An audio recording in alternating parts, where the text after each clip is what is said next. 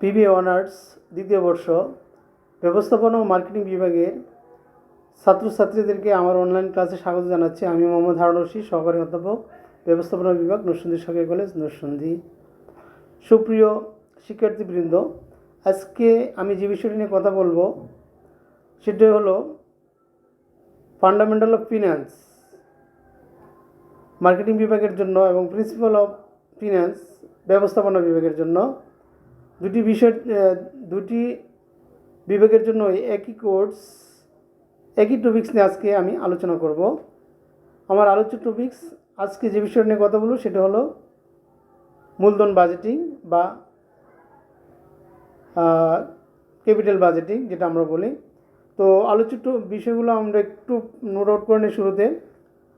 প্রথমে এখানে আমরা 6টা টপিক্স নিয়ে আলোচনা করার চেষ্টা করব। মূলধন বাজেটিং কী, মূলধন বাজেটিংয়ের বৈশিষ্ট্য, মূলধন বাজেটিংয়ের উদ্দেশ্য, মূলধন বাজেটিংয়ের গুরুত্ব, মূলধন বাজেটিংয়ের সীমাবদ্ধতা, মূলধন বাজেটিংয়ের টেকনিক বা কৌশল। তো আমরা এক নজরে একটু দেখে নেই আলোচ্য টপিক্সগুলো, তাহলে আমাদের পরবর্তী ক্লাস করতে সহজ হবে। তো শুরুতে আমরা একটু জেনে নেই মূলধন বাজেটিং কী।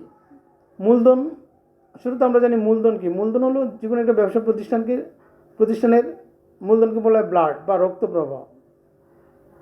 মূলধন ছাড়া যে কোনো ব্যবসা প্রতিষ্ঠান অচল। তো মূলধন ন্যাচারালি যে কোনো প্রতিষ্ঠানের জন্য লিমিটেড বা সীমাবদ্ধ, কারণ মূলধনের একটা ব্যয় থাকে, এটাকে বলে কস্ট অফ ক্যাপিটাল। তো অতিরিক্ত মূলধন আনে যেমন প্রতিষ্ঠানের জন্য এক্সেস বা অপচয় হয়, আবার শর্টেজ মূলধনের কারণে অনেক সময় প্রতিষ্ঠান পরিচালনা করা অনেক সময় ব্যাঘাত ঘটে। আর বাজেটিং কি? বাজেটিং হলো আমরা বলি আয় ব্যয়ের সংখ্যাত্মক প্রকাশকে আমরা বাজেট বলি। আর যদি অন্য ভাষায় বলি যে পরিকল্পনার সংখ্যাত্মক প্রকাশকে বাজেট বলা হয়। যেমন সরকার তার অর্থবছরের শুরুতে কী করে? বাজেট প্রণয়ন করে। এখানে কোন কোন সোর্স থেকে কত টাকা আসবে, কোন কোন সোর্সে বা কোন কোন উৎসে আমরা কত টাকা বিনিয়োগ করব বা খরচ করবো, এই সংক্রান্ত একটা তালিকাকে আমরা এখানে বাজেট বলে থাকি, যেটা আমরা জাতীয় বাজেটে আমরা দেখে থাকি। তো এখানে মূলধন বাজেটিং বা আমরা যদি বলি তাহলে মূলধন বরাদ্দকরণ। মূলধন বাজেটিং মানে মূলধন বরাদ্দকরণ। অনেক সময় আমরা দেখি যে আমাদের রাস্তাঘাটে চলতে গেলে যে রাস্তা কাজ হচ্ছে না, বাজেট নাই। বাজেট নাই মানে কি? বরাদ্দ নাই। দ্যাট মিনস মূলধন বাজেটিং মানে মূলধন বরাদ্দকরণ। আমি হয়তো বা আমার একটা প্রতিষ্ঠানের ক্যাপিটাল আছে, কিন্তু আমি কোন সোর্সে বা কোন জায়গায় আমি বিনিয়োগ করলে আমি সবচেয়ে বেশি বেনিফিটেড হবো, কম রিস্কে ম্যাক্সিমাম রিটার্ন কোথায় অর্জিত হবে, এই সংক্রান্ত বিষয়টাই আমাদের এখানে মূলধন বাজেটিংয়ের মূল বিষয়। যে ন্যূনতম রিস্কে ম্যাক্সিমাম রিটার্ন যেখান থেকে অর্জিত হবে স্বল্প মেয়াদে, বা আমরা বলি যে মিনিমাম রিস্কে ম্যাক্সিমাম রিটার্ন যেখানে অর্জিত হবে সেখানে আমার টাকাটাকে বা আমার মূলধনটাকে বিনিয়োগ করার চেষ্টা করব। এক কথায় আমরা বলতে পারি প্রতিষ্ঠানে অর্থ বিনিয়োগের মাধ্যমে মুনাফা অর্জনের পরিকল্পনাকে মূলধন বাজেটিং বলে। অর্থ বিনিয়োগের মাধ্যমে মুনাফা অর্জনের যে পরিকল্পনা সেটাকে বলা হয় মূলধন বাজেটিং। তো যদি আমরা একটু খেয়াল করি যে রাষ্ট্রীয় বাজেটের কথা, যে সরকার দেখা যাচ্ছে যে ইনকাম বিভিন্ন উৎস থেকে আয়গুলি একসাথে নিয়ে আসে, আবার এই আয়গুলো বিভিন্ন জায়গায় খরচ করে। তো এগুলো কিন্তু প্রায়োরিটি বেসিসে কিন্তু এগুলো কী করা হয়? বিনিয়োগ করা হয়। সেম আমি যখন একটা ব্যবসা প্রতিষ্ঠানে বিনিয়োগের কথা চিন্তা করব, তখন কিন্তু আমাকে আমার মূলধন আমি কোথায় বিনিয়োগ করব, কোথায় বিনিয়োগ করলে আমার রিটার্ন বেশি হবে, রিস্কটা কম হবে, সে বিষয়টা কিন্তু আমাদের মাথায় রাখতে হবে। আর এই জন্যই মূলধন বাজেটিং যে কোনো একটা ব্যবসা প্রতিষ্ঠানে খুবই গুরুত্বপূর্ণ একটা বিষয়। মূলধন বাজেটিং বা মূলধন বরাদ্দকরণ যদি ঠিক না হয়, তাহলে দেখা গেলো যেখান থেকে রিটার্ন কম আসবে, রিস্ক বেশি হবে, সেখানে যদি আমি বিনিয়োগ করি তাহলে আমার ব্যবসা প্রতিষ্ঠান বড় ধরনের আঘাতপ্রাপ্ত হতে পারে, বা যেটা হচ্ছে যে ব্যবসা প্রতিষ্ঠানের জন্য অনেক বড় আমরা বলি ক্ষতির সম্মুখীন হতে পারে। এই জন্যই বিভিন্ন টেকনিক বা বিভিন্ন কৌশলের মাধ্যমে মূলধন বাজেটিং এখানে মূলধন বরাদ্দকরণ করা হয়, যেটা আমরা পরবর্তীতে দেখব। অনেকগুলো টেকনিক আছে। তো মূলধন বাজেটিংকে এক কথায় বলি যে একটা প্রতিষ্ঠানের যে মূলধন থাকে, এই মূলধনটাকে আমি কোথায় বিনিয়োগ করব, কোথায় বিনিয়োগের মাধ্যমে আমি সর্বোচ্চ রিটার্ন অর্জন করব, ন্যূনতম রিস্কে ম্যাক্সিমাম রিটার্ন যেখানে অর্জিত হবে, সে ওয়াইটা বা প্রক্রিয়াটাকে আমরা বলা হচ্ছে মূলধন বাজেটিং। তো দ্বিতীয় টপিকটা আমরা একটু খেয়াল করি মূলধন বাজেটিংয়ের বৈশিষ্ট্য। আর একটু ক্লিয়ার হবো মূলধন বাজেটিংটা কি, যদি আমরা বৈশিষ্ট্যটা একটু বুঝতে পারি। তো মূলধন বাজেটিংয়ের বৈশিষ্ট্য প্রথম পয়েন্ট এখানে বলা হচ্ছে দীর্ঘমেয়াদী অর্থ বিনিয়োগ। একটা প্রতিষ্ঠান বেসিক্যালি শুধু একদিন, 2 দিন বা 1 বছর, 2 বছরের জন্য গঠিত হয় না। এটা লং টার্ম বা আমরা বলি দীর্ঘমেয়াদে সার্ভাইভ করবে, এই উদ্দেশ্যে কিন্তু একটা প্রতিষ্ঠান গড়ে ওঠে, ব্যবসা প্রতিষ্ঠান। তো এক্ষেত্রে যেটা হচ্ছে যে আমি যখন কোথাও বিনিয়োগ করব, এই বিনিয়োগটা কিন্তু দীর্ঘমেয়াদীর জন্য করা হবে, এদিকে আমি দীর্ঘমেয়াদী রিটার্ন পাবো। এবং এক্ষেত্রে যে বিষয়টা হতে পারে, মূলধন বাজেটিং বেসিক্যালি কি দীর্ঘমেয়াদী অর্থ বিনিয়োগের করাই মূলধন বাজেটিংয়ের অন্যতম একটা কাজ। আর এক্ষেত্রে আমরা যদি কয়েকটা বিষয় নোট আউট করতে পারি, যে পুনঃস্থাপন, একটা একটা মেশিন স্থাপন করা হয়েছিল, পরবর্তী এটাকে আবার রিস্টাবলিশমেন্ট বা পুনঃস্থাপন করে থাকে, বা আধুনিকীকরণ, ওল্ড মডেল আছে বা ম্যানুয়ালি আছে, এটাকে যান্ত্রিকরণ বা আধুনিকীকরণ করা হলো। তারপর আছে যান্ত্রিকীকরণ, ম্যানুয়ালি আমরা হতে পারে এগুলো হাতে কলমে কাজ করতেছি, এখন দেখলো অটোমেটেড মেশিনের মাধ্যমে কাজ করা, তার জন্য অনেক ব্যয়ের ব্যাপার থাকে। নতুন যন্ত্রপাতি প্রচলন, যেগুলো অনেক টেকনোলজি বা লেটেস্ট মেশিনারিজ, এগুলা কী করা, আনয়ন করা। তারপর বিকল্প যন্ত্রপাতি নির্বাচন, অনেক সময় দেখা যায় যে যন্ত্রপাতি দিয়ে আমরা কাজ করতেছি মেশিনারি দিয়ে, সেটা দিয়ে আমার হয়তো বা পারপাস সার্ভ হচ্ছে না, তাহলে আমার কী করতে হবে, অল্টারনেটিভ বা বিকল্প যন্ত্রপাতি এখানে নির্বাচন করা হতে পারে। তারপর আছে সম্প্রসারণ, ব্যবসা প্রতিষ্ঠান যদি একটা লেভেল থেকে আরও একটু বড় করতে চায়, আরও বড় এক্সপেনশন করতে চায়, এক্ষেত্রে কী করতে হবে, মূলধন বাজেটিং দীর্ঘমেয়াদী অর্থ বিনিয়োগ করে থাকে এখানে। 2 নম্বর পয়েন্ট আমরা একটু দেখি, দীর্ঘমেয়াদী সুবিধা। মূলধন বাজেটিংয়ের মাধ্যমে আমরা যে টাকাটা বিনিয়োগ করব, বরাদ্দকরণ করব, যেখানে আমরা ইনভেস্ট করবো, সেখান থেকে আমরা কি রিটার্নটা পাবো দীর্ঘমেয়াদী, 1 দিন 2 দিন না, যতদিন পর্যন্ত আমার অ্যাসেটটা থাকবে, যতদিন পর্যন্ত আমার বিনিয়োগটা থাকবে, ততদিন পর্যন্ত সেটা থেকে আমি কি রিটার্ন পেতে থাকবো। প্রচুর অর্থ বিনিয়োগ, মূলধন বাজেটিং যেহেতু একটা ব্যবসা প্রতিষ্ঠানের খুব ভাইটাল একটা ওয়ার্ক, এখানে যেটা হয়, এখানে যেহেতু হিউজ ইনভেস্টমেন্ট হয়, ফলে যেটা হয় যে তার থেকে রিটার্নও দীর্ঘমেয়াদী আসে। আর যেহেতু রিটার্ন দীর্ঘমেয়াদী আসে, এই জন্য কী করা হয়, এখানে প্রচুর পরিমাণ ইনভেস্টমেন্টও করা হয় থাকে। ঝুঁকির পরিমাণ অধিক, যেহেতু এটা অনেক দীর্ঘমেয়াদী হয়, পাশাপাশি অনেক টাকার পরিমাণ বা বিনিয়োগের পরিমাণ অনেক বেশি হয়, ফলে এখানে ঝুঁকির পরিমাণটাও কম্পারেটিভলি বেশি হয়। অর্থের সমমূল্যের বিবেচনা, যেহেতু আমি আজকে বিনিয়োগ করতেছি, আমার টাকাটা আজকে চলে আসে, কিন্তু পরবর্তী অথবা পরবর্তী বছর থেকে বা নেক্সট ইয়ার থেকে আমি অথবা রিটার্ন পেতে থাকি, কিন্তু আজকের টাকা এবং ভবিষ্যতের যে টাকা, দুইটার ভ্যালু কিন্তু সমান না। তাহলে এখানে কী করতে হবে, টাইম ভ্যালু অফ মানি, অর্থের সমমূল্যের মাধ্যমে এটাকে অ্যানালাইসিস করতে হবে। বর্তমান টাকাকে ভবিষ্যতে নিয়ে যেতে হবে ফিউচার ভ্যালুর সূত্র প্রয়োগের মাধ্যমে, তারপর অ্যাসেস করতে হবে যে আমি কত পেলাম আর কোথায় গেল, অথবা ভবিষ্যতে যে রিটার্নগুলি পাবো, রিওয়ার্ডগুলি পাবো, সেটাকে আমি ডিসকাউন্টিং ফ্যাক্টর বাট্টাকরণের মাধ্যমে সেটাকে বর্তমান মূল্যে রূপান্তর করে আমাকে অ্যানালাইজ করতে হবে যে আজকে যা বর্তমানে বিনিয়োগ করতেছি আর ভবিষ্যতে যত টাকা পাচ্ছি তার বর্তমান মূল্য কত, সেটা অ্যানালাইসিস করে এনপিভি বের করে নেট প্রেজেন্ট ভ্যালুর মাধ্যমে এখানে আমাদের চিন্তা করতে হবে যে আমি লাভবান হচ্ছি কিনা, তাহলে আমি বিনিয়োগে যাব, আদারওয়াইজ যাব না। তার ভবিষ্যৎ প্রাপ্তির সাথে বর্তমান বিনিয়োগের বিনিময়, যেহেতু মূলধন বাজেটিং আমি আজকে মূলধন বিনিয়োগ করতেছি ভবিষ্যতে পাবো বলে, সুতরাং এক কথা বলতে পারি ভবিষ্যতে প্রাপ্তির সাথে বর্তমান বিনিয়োগের বিনিময়। বর্তমানে বিনিয়োগ করছি, বর্তমানে পকেটের টাকা আমি হাতছাড়া করতেছি, ভবিষ্যতে পাবো সে আশায়, তাহলে মূলধন বাজেটিং বলা হচ্ছে। এক কথা আমরা বলতে পারি আমার পকেটে টাকা বিনিয়োগ করতেছি, ভবিষ্যতে পাবো এই প্রত্যাশা, এটাকে বলা হচ্ছে ভবিষ্যৎ প্রাপ্তির সাথে বর্তমান বিনিয়োগের বিনিময়। লাস্ট হলো তারল্য মুনাফার সমন্বয়। মুনাফা বাজেটিংয়ের একটা অন্যতম বৈশিষ্ট্য হলো এখানে তারল্য বা লিকুইডিটি যেটা থাকে, আর মুনাফা যেটা আমরা প্রতি বছর এর থেকে রিওয়ার্ড বা রিটার্ন পাবো, দুটোর ভিতরে কি একটা সমন্বয় সাধন করে থাকে, কে করে থাকে, মূলধন বাজেটিং। তো মূলধন বাজেটিংয়ের বৈশিষ্ট্য আমরা দেখতে পাচ্ছি, এখানে আমরা 7টা পয়েন্ট আলোচনা করলাম। পরবর্তী টপিক্সে আমরা যাচ্ছি মূলধন বাজেটিংয়ের উদ্দেশ্য, অবজেক্টিভস অফ ক্যাপিটাল বাজেটিং। এখানে প্রথম পয়েন্টটা আমরা যদি একটু খেয়াল করি, এখানে 7টা পয়েন্ট আছে, আমরা একটু দেখে নেই মূলধন বাজেটিংয়ের বৈশিষ্ট্যগুলো।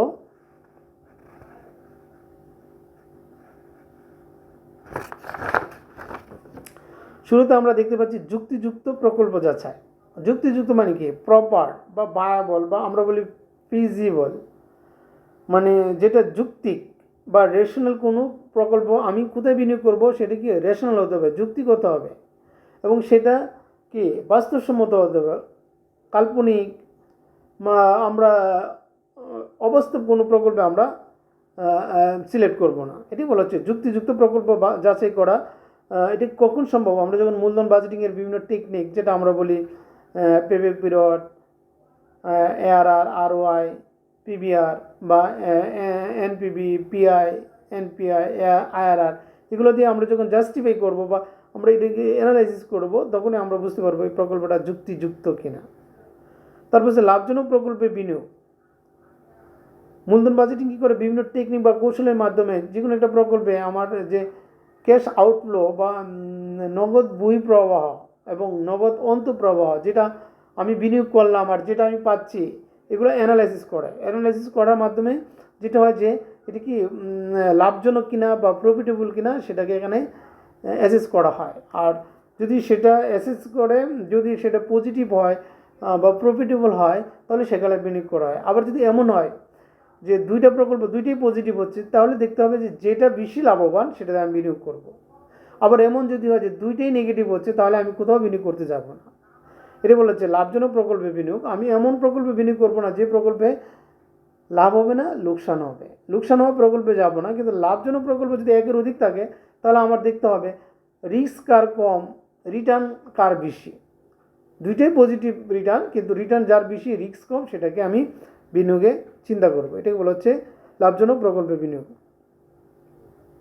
তারপর হচ্ছে দীর্ঘমেয়াদী প্রকল্প গ্রহণ। মূলধন বাজেট নিয়ে আরেকটা গুরুত্বপূর্ণ উদ্দেশ্য হলো কি, যে এখানে যখন বিনিয়োগ করা হয়, বিনিয়োগটা 1 বছর 2 বছরের জন্য করা না, এটা লং টার্ম, দীর্ঘমেয়াদের উদ্দেশ্যে। এক্ষেত্রে দীর্ঘমেয়াদী প্রকল্প যে আমি সিলেক্ট করব, কোনটাকে আমি নেব এবং তার রিস্ক কতটুকু, তার রিটার্ন কেমন আসতেছে, রিটার্নের প্যাটার্নটা কি, এই বিষয়গুলোকে আমাকে অবশ্যই চিন্তা করতে হবে। আর সেটা চিন্তা করার জন্য আমাকে কী করতে হবে? মূলধন বাজেটিং সে কাজটা করে থাকে বা হেল্প করে থাকে। তারপর হচ্ছে ঝুঁকি হ্রাস বা রিস্ক মিনিমাইজ। আমরা জানি রিস্ককে অ্যাভয়েড করা যায় না, কিন্তু মিনিমাইজ করা যায় বিভিন্ন ক্যালকুলেশনের মাধ্যমে, অ্যানালাইসিসের মাধ্যমে, বিভিন্ন টেকনিক বা কৌশল প্রয়োগের মাধ্যমে। আমরা কী করতে পারি? অ্যানালাইজ করে দেখতে পারি তার রিস্ক কতটুকু, টলারেবল কিনা। যদি অনেক বেশি অ্যাক্সেস রিস্ক হয়, তাহলে আমরা সে প্রকল্পে কখনো বিনিয়োগ করবো না। Do or die. যেহেতু এজ এ রেশনাল বিজনেসম্যান, যৌক্তিক ব্যবসায়ী হিসেবে আমি কখনো বলতে পারি না যে ডু অর ডাই। আমার কী করতে হবে? টলারেবল রিস্ক নিতে হবে। এক্ষেত্রে ঝুঁকি কীভাবে হ্রাস করা যায়, কম ঝুঁকিতে আমি কীভাবে রিটার্ন অর্জন করতে পারি, সেটাকে আমাকে চিন্তা করতে হবে। মূলধন বাজেটিংয়ের বিভিন্ন টেকনিক বা কৌশলের মাধ্যমে সেটা এখানে ফাইন্ড আউট করা হয়।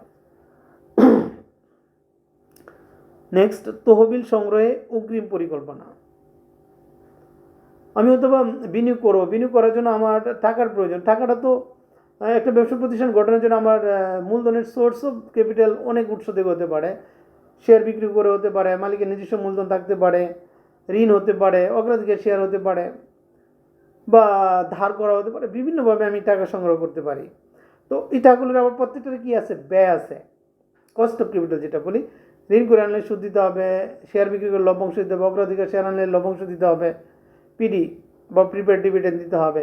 এক্ষেত্রে আমাকে চিন্তা করতে হবে যে আমার কস্ট অফ ক্যাপিটাল বা আমার মূলধনটা এমনভাবে গঠন করতে হবে যাতে আমার কস্ট অফ ক্যাপিটাল, ওভারঅল মূলধন ব্যয়টা সর্বনিম্ন হয়। মূলধন ব্যয় যদি কমে যায়, তাহলে কী হবে? আমার রিটার্ন কম্পারেটিভলি কম হলেও আমি কী করতে পারবো? সার্ভাইভ করতে পারবো। আর যদি কস্ট অফ ক্যাপিটাল বেড়ে যায়, তাহলে রিটার্ন কিন্তু অনেক বাড়াতে হবে।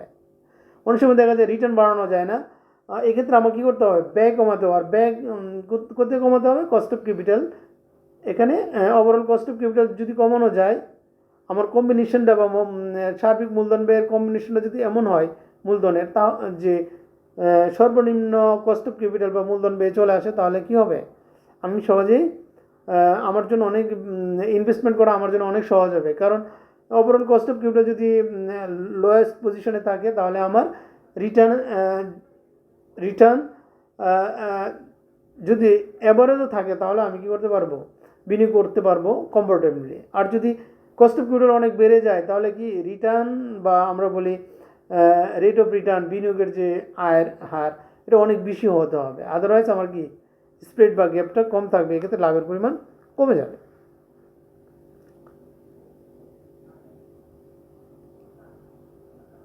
তারপরে আছে আমরা দেখি, এই জন্য বলা হচ্ছে স্থায়ী সম্পদের স্থায়িত্ব।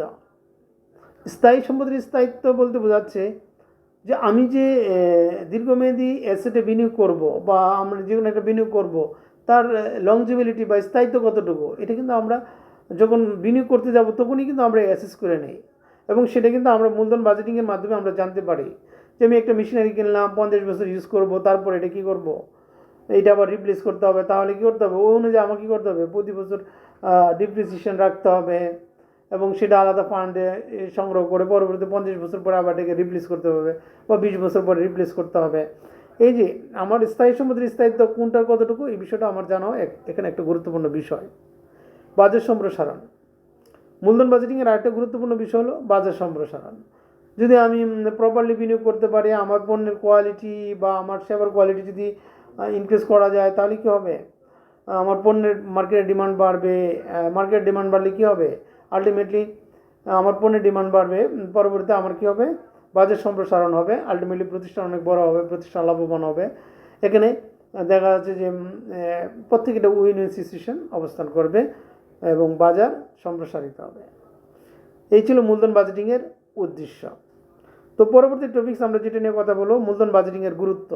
খুব গুরুত্বপূর্ণ একটা বিষয় মূলধন বাজেটিংয়ের গুরুত্ব। এখানে আমরা 8টা পয়েন্ট নোট আউট করেছি, আমরা যদি একটু দেখে নেই মূলধন বাজেটিংয়ের গুরুত্বর 8টা পয়েন্ট।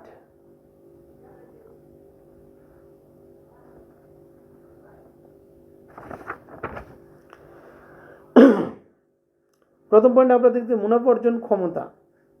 মূলধন বাজেটিংয়ের অ্যানালাইসিসের মাধ্যমে আমরা আইডেন্টিফাই করতে পারি যে আমার মানে প্রফিট আর্নিং ক্যাপাসিটি কতটুকু আছে, আমি কোথায় কোথায় বিনিয়োগ করেছি, তার রিটার্ন কতটুকু, রিস্ক কতটুকু, rate of return, cost of capital and risk. 3টা জিনিসের কম্বিনেশনের মাধ্যমে আমরা আইডেন্টিফাই করতে পারি মুনাফা অর্জনের সক্ষমতা বা ক্ষমতা কতটুকু আছে। আর এটা সমৃদ্ধ বা মুনাফা অর্জনের ক্ষমতা বাড়ানোর জন্য কী করতে হয়, ক্যাপিটাল বাজেটিংয়ের বিভিন্ন টেকনিক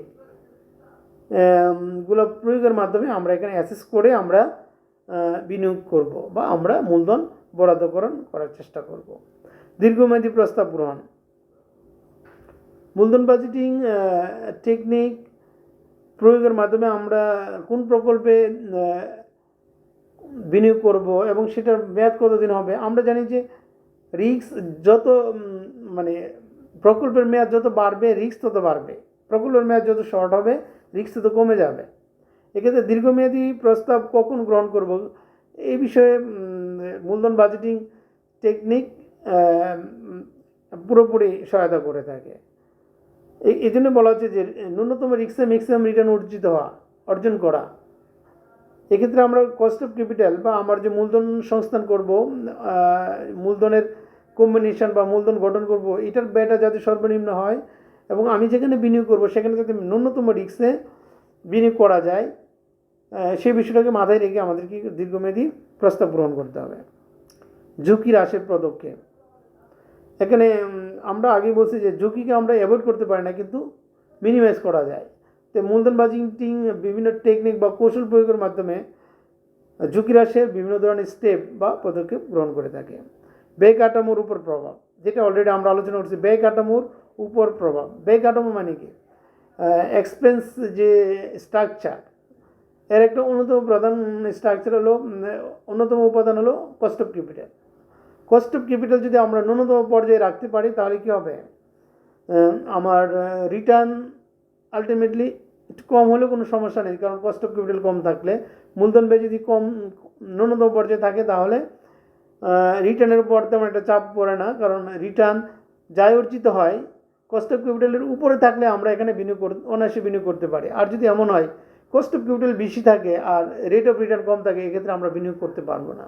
এই জন্য বলা হচ্ছে আয় না বাড়াতে পারলেও ব্যয় কমাও। তাহলে এখানে যেটা হচ্ছে যে ব্যয় কাঠামোর ব্যয়কে ন্যূনতম পর্যায়ে নিয়ে আসার জন্য মূলধন বাজেটিং গুরুত্বপূর্ণ ভূমিকা রাখে। পরবর্তী 5 নম্বর পয়েন্ট, তহবিল সংগ্রহে অগ্রিম পরিকল্পনা।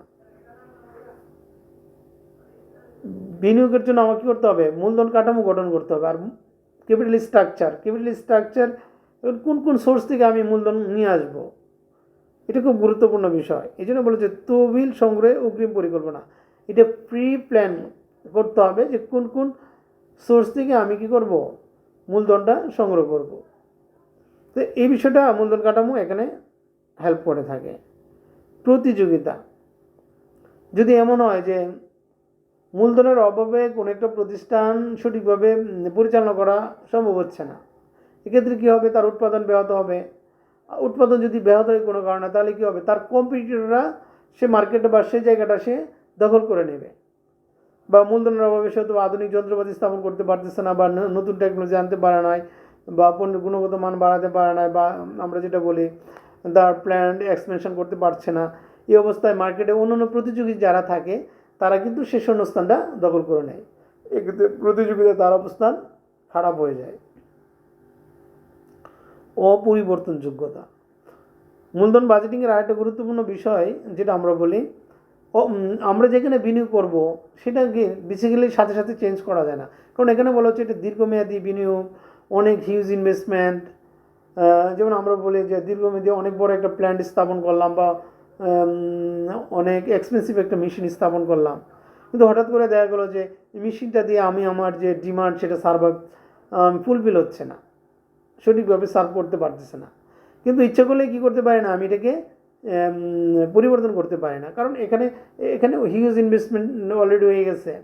যদি আমি পরিবর্তন করতে যাই তাহলে প্রতিষ্ঠান অনেক বেশি এর জন্য মূল্য দিতে হবে, অনেক বেশি মানে আমরা বলি যে লস দিয়ে এটাকে ছেড়ে আবার নতুন করে রিপ্লেস করতে হবে। এক্ষেত্রে অনেক বেশি আমরা বলি যে আর্থিক অবচয় হওয়ার সম্ভাবনা থাকে। এই জন্য বলা হচ্ছে মূলধন বাজেটিং অপরিবর্তনযোগ্য।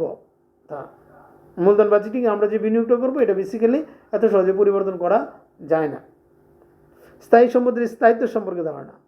মূলধন বাজেটিং আমরা যে বিষয়টা জানি যে মূলধন বাজেটিং যেখানে বিনিয়োগ করা হয় এই সম্পদগুলো কি স্থায়ী, বা আমরা বলি ফিক্সড অ্যাসেট।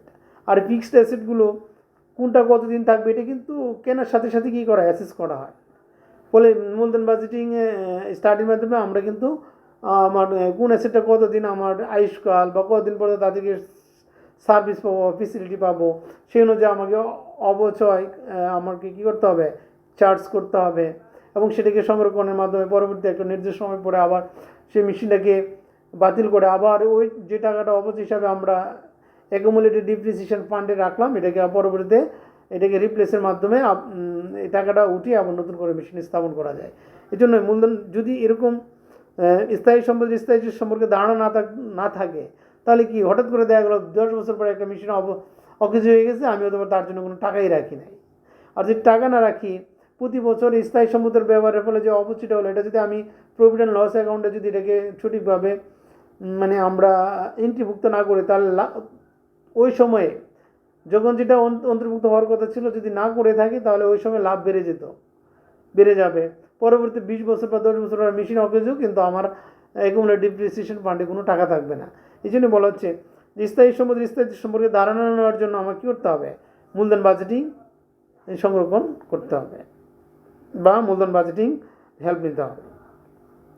এই ছিল মূলধন বাজেটিংয়ের গুরুত্ব। আমাদের পরবর্তী টপিকস মূলধন বাজেটিংয়ের সীমাবদ্ধতা বা সমস্যাসমূহ।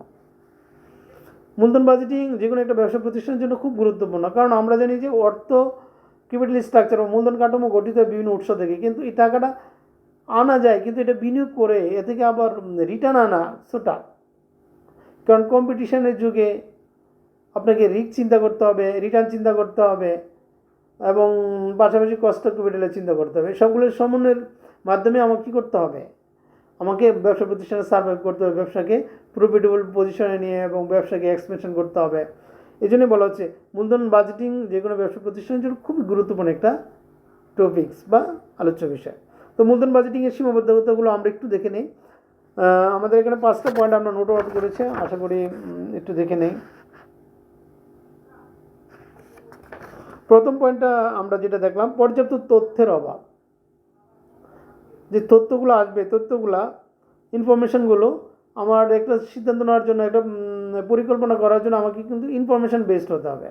এবং আমি কোনো একটা পরিকল্পনা করবো, তার জন্য আমি যদি পর্যাপ্ত ইনফরমেশনই না পাই, তাহলে কিন্তু আমার ইনফরমেশন যদি পর্যাপ্ত না থাকে, তাহলে কী হবে, আমি কিন্তু সিদ্ধান্ত নিতে পারবো না। তো ক্যাপিটাল বাজেটিংও সেম, পর্যাপ্ত তথ্যের অভাবে অনেক সময় দেখা যায় আমার যে বিনিয়োগ সিদ্ধান্ত সেটা ভুল হতে পারে। 2 নম্বর পয়েন্ট হলো প্রাপ্ত তথ্যের নির্ভরযোগ্যতা। আমি যে ইনফরমেশনগুলো পেলাম এটা যদি সঠিক না হয়, নির্ভরযোগ্য না হয়, ভুল তথ্য আসে, তাহলে আমার সিদ্ধান্ত ইনভেস্টমেন্ট প্ল্যানও কী হবে, ভুল হবে। আর ভুল হলে কী হবে, প্রতিষ্ঠান ক্ষতিগ্রস্ত হবে। এক্ষেত্রে যদি আমার প্রাপ্ত তথ্যের নির্ভরযোগ্যতা কম থাকে তাহলে আমি কী হব, লুজার হব, প্রতিষ্ঠান ক্ষতিগ্রস্ত হবে। 3 নম্বর, ভবিষ্যৎ অনিশ্চয়তা ঝুঁকির মাত্রা নির্ণয়ের সমস্যা। ভবিষ্যৎ অনিশ্চয়তা ও ঝুঁকির মাত্রা, আমরা জানি ফিউচার অলওয়েজ আনসার্টিন। আজকেও তো আমি চিন্তা করলাম 1 বছর পরে, 2 বছর পরে, 5 বছর পরে দেশের অবস্থা এরকম হবে, কিন্তু দেখা গেলো হঠাৎ করে দেশের অবস্থা হরতাল, ধর্মঘট, প্রাকৃতিক দুর্যোগ, মহামারী, মন্দা, বা আমরা এরকম করোনা ভাইরাস, বিভিন্ন কারণে কী হতে পারে, আজকে আমি যে অবস্থায় প্ল্যান করলাম, পরিকল্পনা করলাম ভবিষ্যৎকে নিয়ে, সেই ভবিষ্যতের দিন সেরকম নাও থাকতে পারে। না থাকার ফলে কী হবে, অনিশ্চয়তার সৃষ্টি হবে। আর অনিশ্চয়তা থেকে কী আসবে, ঝুঁকি আসবে। কারণ আমি ওই অনুযায়ী আমি হয়তো ক্যালকুলেশন করছি এতগুলো পণ্য উৎপাদন করবো, এতগুলো পণ্য বিক্রি হবে, কিন্তু দেখা গেলো আলটিমেটলি তখন একটা মহামারী সৃষ্টি, যেমন করোনা ভাইরাসের কারণে ব্যবসা প্রতিষ্ঠান অনেক ব্যবসা প্রতিষ্ঠান অনেক খারাপ অবস্থা অর্থনীতির ক্ষেত্রে। তো হতে পারে চিন্তা 1 বছর আগে হতে পারে কেউ, বা 2 বছর আগে হতে পারে যারা প্ল্যান করছিল 2020 সাল নিয়ে, অথবা 2020 সাল তাদের জন্য, অনেকের জন্য সে তাদের প্রত্যাশিত অনুযায়ী হয় নাই। তো এই জন্য বলেছে ভবিষ্যৎ অনিশ্চয়তা ও ঝুঁকির মাত্রা নির্ণয় সমস্যা।